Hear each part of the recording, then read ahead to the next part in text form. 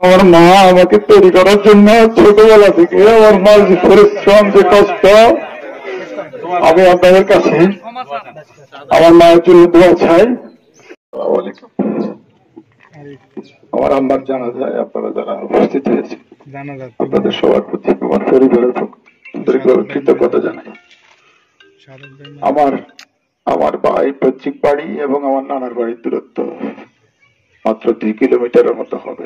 সে কারণে আমার আম্মাকে এই পথ পাড়ি দিয়ে আমার আম্মা চৌলক্ষ্মীগঞ্জ, আর এখানে চৌলক্ষ্মীগঞ্জ ভুঁইয়া বাড়ি, আর এখানে খুব কাছাকাছি।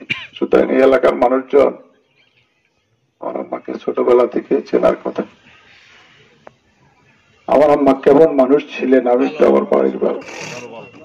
আমার আম্মা কেমন মানুষ, আমার আম্মার সাথে এলাকার ছোট বড় সবার একটা সুসম্পর্ক ছিল। এই বাড়ির মানুষজন আমার আম্মা যখন বাড়িতে আসতেন অনেকটা মেহমানের মতো ওর আম্মা দেখতেন, আমার আম্মাকে কিছু করতে দিতেন।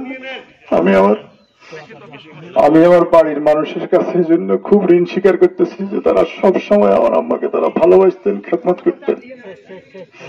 দ্বিতীয়ত হচ্ছে যে গত শুক্রবার ঠিক এই সময়ে আমার আম্মার জন্য আমি ওনার রুমে গেছি। ওই সময় আমি হার্ট অ্যাটাক করছি এবং ডাক্তাররা আমাকে বলছেন যে আমার আম্মার উসিলে আমি বেঁচে গেছি। অর্থাৎ আমার অ্যাটাকটা যদি হসপিটালে না হইতো, বাইরে হইলে আমার অবস্থা যেটা হয়েছিল এটাতে আমার বেঁচে থাকার কথা।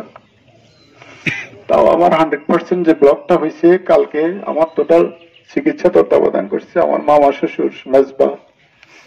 উনি কালকে ওনাকে সহ আমাকে বুঝাই দিচ্ছে ডাক্তার সাহেব যে প্রফেসর তহিদ সাহেব অপারেশনের আগে যে ওনার 100% ব্লকটা হয়তো ট্রিটমেন্ট হবেও না, কিন্তু আল্লাহর মেহরবানি উনি প্রায় 1 ঘন্টা পরে আমাকে বলতেছে যে আলহামদুলিল্লাহ সাদাত সাহেব আপনার এটা হয়ে গেছে। আমার কাছে মনে হচ্ছে যেগুলো প্রত্যেকটা আমার মার দোয়া এবং আমার মা আমাকে তৈরি করার জন্য ছোটবেলা থেকে আমার মার যে পরিশ্রম, যে কষ্ট, আমি আপনাদের কাছে আমার মায়ের জন্য দোয়া চাই।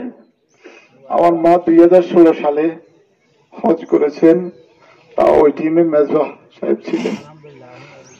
উনি সর্বোচ্চ সব সময়, উনি একজন নেককার মানুষ, ইবাদত বন্দেগী সবকিছুকে উনি সবসময়, উনি যখন গত 1.5 বছর আগে স্ট্রোক করছেন, স্ট্রোক করার পরেও উনি একটু সুস্থ বোধ করছেন আর কোনোদিন তাহাজ্জুদ মিস করতেন না, কোরআন তেলাওয়াত করতেন। আল্লাহ এসবের উসিলে আমার মাকে ব্যস্ত, আপনাদের সবার উপস্থিতির উসিলে আল্লাহ আমার আব্বাকে জান্নাতবাসী করেন। এখানে অনেক উলামায়ে কেরাম, হাজী সাহেবরা আছেন, তাদের উসিলে আল্লাহ আমার আম্মাকে জান্নাতবাসী করেন। আপনারা